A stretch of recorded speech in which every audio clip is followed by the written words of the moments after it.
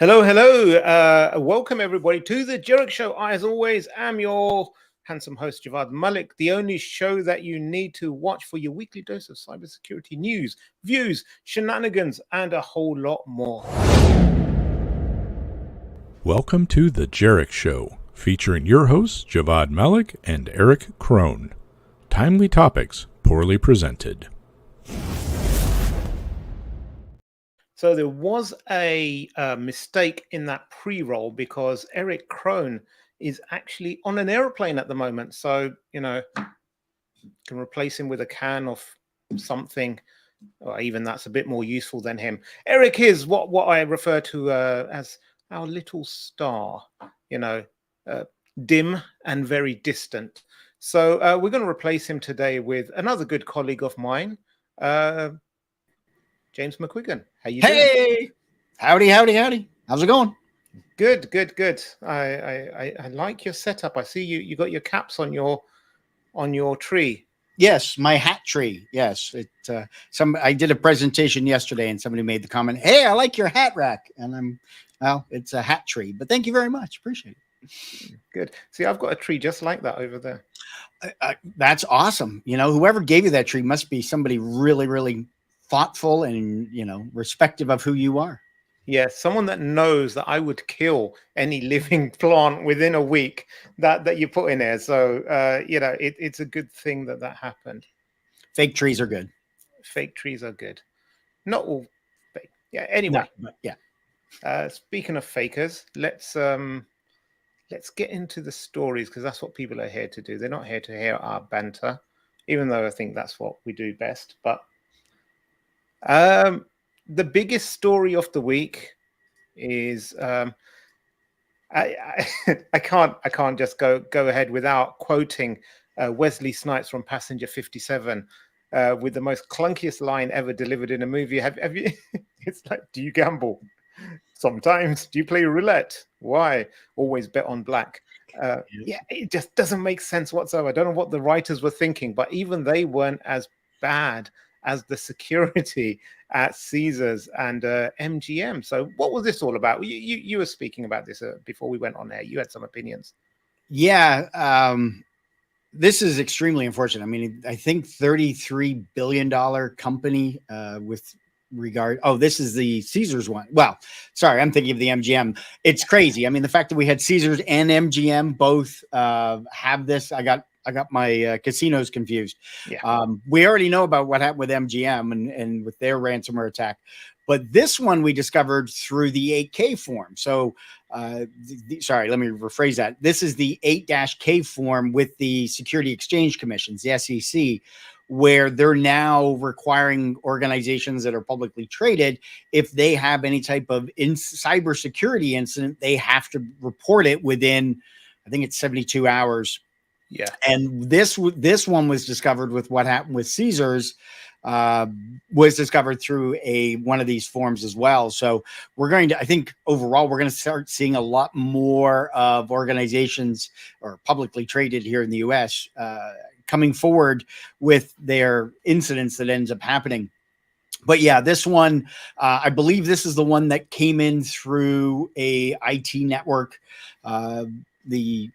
Like I said, don't want to get this confused, but this one came in through, they had an IT support, and I believe it was Scattered Spider that was involved with this, but basically through a third party that they had IT support that they weren't as secure, and they leveraged that to get into Caesars overall.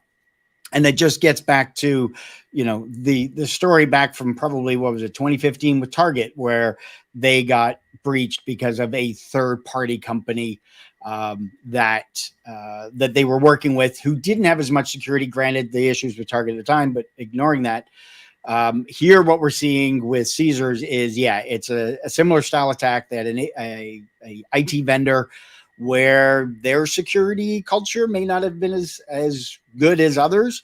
I'm not sure. Don't know the IT vendor or what was involved with that. But basically, we see the cyber criminals, the Scattered Spider, coming through that third-party network to get into Caesars.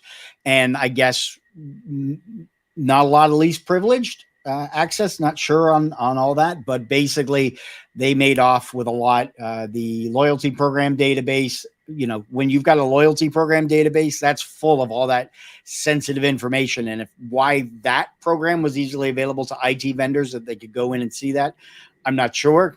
Not going to play a Monday morning quarterback on that, but when you've got that much data, personnel data or PII data that's available, that's kind of scary. So yeah, the Caesars is feeling the repercussions of that right now.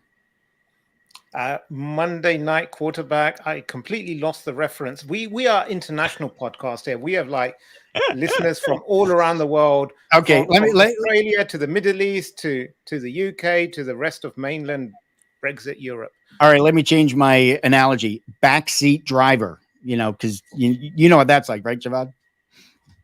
I know what backseat drivers, where people are telling you how to drive from the backseat. Yeah, I know. They're annoying as an annoying thing can be, as I censor myself. Anyway, the whole country of Sri Lanka has been attacked by ransomware, and the whole country is apparently on the cloud. There's called the Lankan Government Cloud, LGC. And I can only assume that they were all up in arms going, ayo, what's happened here? So, I think this is one of those things where a lot of these nations, they've moved very, very rapidly into the cloud from basically manual processes. And they haven't had the luxury of maturing their cyber risk strategy. Not that other countries have done much better, but if you compare it to some nations, it's like there's a big difference. And they've been criticized, as it says in this article, that they failed to effectively promote serious cyber security measures within its public administrations and its private sector. And it's really unfortunate because we've seen things like this happen in India with their ID card system. I forget the name of what it's called, but it's really easy. It's one thing getting the whole nation to subscribe to a digital identity of sorts, but then the impact of it getting compromised is so much worse. Yeah, exactly. I just got sent a message by someone privately saying, "Boo, that you're being boring." So I'm going to move on to the next story really quickly. Wow. Okay. So in the UK, this is another interesting one. This is a third-party supplier who provided ID cards or warrants for Manchester Police Force, and they got compromised. So I think, thankfully, no financial information was compromised, which is always a relief. Not. But they've got police details that appeared on their identity badges and warrant cards, including names, photos, ID numbers, or police collar numbers. So this is huge. So basically, you're talking about you could easily impersonate police officers, social engineer police officers, or turn up to their houses and threaten them or their families and what have you. This is potentially a huge data breach if it falls into the wrong hands. I agree with you completely. And I think one of the big takeaways from this is it's essential that law enforcement agencies are going through and conducting these rigorous security assessments of their third-party suppliers. So similar to what we saw with Caesars, those third-party suppliers that we're working with, we want to make sure we have those rigorous testings going on, assessments, audits, reviews of them, because our security culture, your security program is only as strong as your weakest third-party security culture overall. So and they want to make sure they're meeting those stringent security standards overall. I love it. I love the quote. I couldn't have said it better myself. Let's leave it at that. So Europol, the European police, have made a shocking statement. These guys are really on the ball. They say financial crime makes billions and impacts millions. This is why we left Europe. Okay, Microsoft Teams phishing campaign targets corporate employees. Have you heard about this story, James? I heard about it briefly yesterday. Didn't get a chance to dive deep into it, but phishing and Microsoft and campaigns, the words all kind of go together quite synonymously. We always hear, when it comes to phishing, there's always tons of campaigns going on, and you go after the product that everybody uses, and whether that's Teams, whether it's the Microsoft operating system, whatever it may be. Exactly. So yeah, and they've got some tips to make Teams more secure. Yeah. I was reading some paper like a few days ago, few days ago, and someone was quite critical of Microsoft of how they bundle everything together, so you can't actually not have Teams if you don't want it, or there's some functionalities and how they had to put in a lot of manual workarounds to harden it. And so I think Microsoft was arguing that no, everything's packaged together, everything integrates well and everything, and so you can't pick and choose and what have you. But I think this is like it's one of the challenges when you take on a platform based approach and everything is integrated together. There are benefits to it, but then there are certain risks that are associated with it too. And so yeah, it goes along with the whole, for me, a lot of the defense in depth. When you have, and for years and years, we've talked about, having multiple levels, being able to protect your critical assets. And when you've got one product that you're using for everything, if you've got your firewall and your switches and your routers are all made by the same organization, one vulnerability can pretty well cascade all the way down.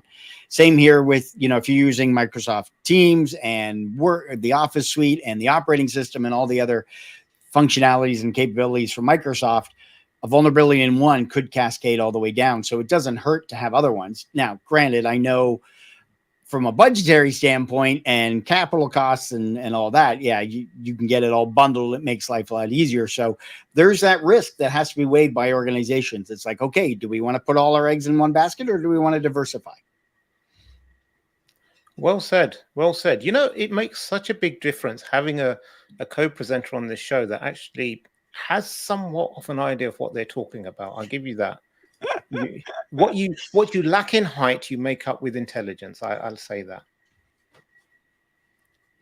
Yeah, you got on Zoom. It's deceptive. Like I met someone just yesterday at a conference, and I'd spoken to him on Zoom a few times, and I met him in person, and this guy is like 6'2" or something like that. Oh, so you were doing this, were you? Yeah, as opposed to on Zoom, where I'm trying to work out what 6'2" is in meters for our international metric, but they're not important. There's a reason why we don't use metric system in height. 1.9. There you go. It's almost 2 meters. 1.9 meters. Let's put it like that. Actually, we've got a new exec, and we had a new office open, and like there's a team photo taken, and he was standing right next to me. And honestly, it looks like Gandalf and like a hobbit. I'm like literally like so half his height. It's just yeah. So embarrassing. You're asking me to start calling you Frodo or Samwise or something now? No. Oh, okay. No, Bilbo. It's completely fine. Yeah, we just need to find Gollum, and like we'll have the whole crew. Isn't that? Yeah, never mind. Yeah, I know who that is. My precious. Elon Musk is in hot water with the FTC over Twitter privacy issues. Wow. X, the platform formerly known as Twitter, before Elon Musk started dragging it down with his ego, has been on. I think we spoke about this last week or the week before, where there was they wanted to start gathering more biometric data and information about all this like your employment history and recent photos and stuff like that. And it's like, why do you need this? And it's not needed for the platform to operate at all. And you're just creating a bigger risk that if you get compromised, Right.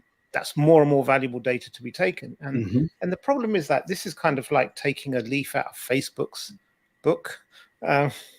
It's kind of like, I think people are so accustomed to just giving up their information just for the platform or for the use of it, Right. that it's kind of like a non-story in that regard. But that's why I think it's so important that when regulators take note of something, they actually follow it up and implement it as a, not just to stop it from happening, but also a deterrent to others thinking about going down this path. You know, it's interesting. I look at this and, the previous fine was about 150 million. And when I initially saw that number and I'm thinking Elon Musk, that's, to you and me, it's probably 15 quid, $15, right? To him, to maybe $150. But he's looking at this as like, fine, write it. You find me, whatever, write the check, send it off. I don't, the risk or the action of what he was doing outweighed what the cost was going to be for the fine, which ironically is very similar to the way certain way board of directors, CEOs think when it comes to security. Is like, okay, we'll worry about that when it happens. We'll worry about what those costs are. I'm not going to spend $50,000 now, but they're not realizing that down the line it could be $5 million, $50 million that they end up having to spend. So they're looking at this, taking on a heavier risk appetite than what we might think is worth taking. And he's looking at this going, nope, I need to do this. This is going to make us better down the road. They're going to fine us. So that was kind of my takeaway with regards to that. He's got lots of money and he can handle the fine. So unless the fine gets to be $1 billion, maybe then he'll take notice. Okay, that's a hint. Regulators, fine them $1 billion. And this one I found, I thought this is great because you're a US person of Canadian heritage as well, and you truly are an international man, aren't you? Born in the UK, lived in Canada, now sold your soul for the green card in America. In Florida, became the American citizen. Yeah. So I thought this is a good one about US Canada Water Org confirms cybersecurity incident after ransomware crew threatens leak. And I'm not sure, is this a leak of data or is the leak of the water system? I have no idea. Well, thankfully they didn't get into the SCADA environment, the control systems dealing with the water. No, this was dealing with data inside the organization. We're looking at this no escape ransomware crew, which, like a lot of the new groups that we're hearing about, actually came up from other groups. I think in this one it was Avedon or however they pronounce it. I'm probably getting it wrong, and now they're going to come after me. But one of the things we see a lot with these ransomware groups is, they'll have their little group and they're doing their thing, and then you get a couple that go, hey, I can go off and start my own thing, and off they go. Kind of like the Facebooks and Googles and Microsofts of the world. You get people that do really well and go, nope, I'm going to go off and form my own. Yeah. And this is what we're seeing here. And they take the skills and knowledge and tools most of the time with it. But it's interesting, again, they're targeting something that is crucial and critical to the countries of both of them, and looking at a way to be able to damage them, disrupt their business by hitting them up with, hey, you're going to pay us the money. We've deleted all the data. If you don't pay us, we're going to delete the decryption keys, and then all your data is gone. So whether you've got the backups, hopefully you do, with any type of ransomware, when it happens, it happens, and they're in at that point. So you better have your incident response dealing with, your playbook of dealing with your communications, how you're going to recover, and all that other good stuff. So that other good stuff, indeed. But I did hear that when this group had to come out, and the US Canadian Water Org had to come out and say, hey, we were unfortunately, breached. We're sorry, eh? So anyway. Get out. That is just like, I was hoping we could make it through without one of his lame dad jokes or something. I mean, like, that needs to be in the contract. But anyway, I'm glad I have the power here to kick people out when I see fit. And with that, I think we've reached the top of the show. And thank you for joining us. We'll see you next week. Maybe James will be back. Maybe Eric will get off his plane and decide to walk off into the wilderness and never return. One can only live in hope. So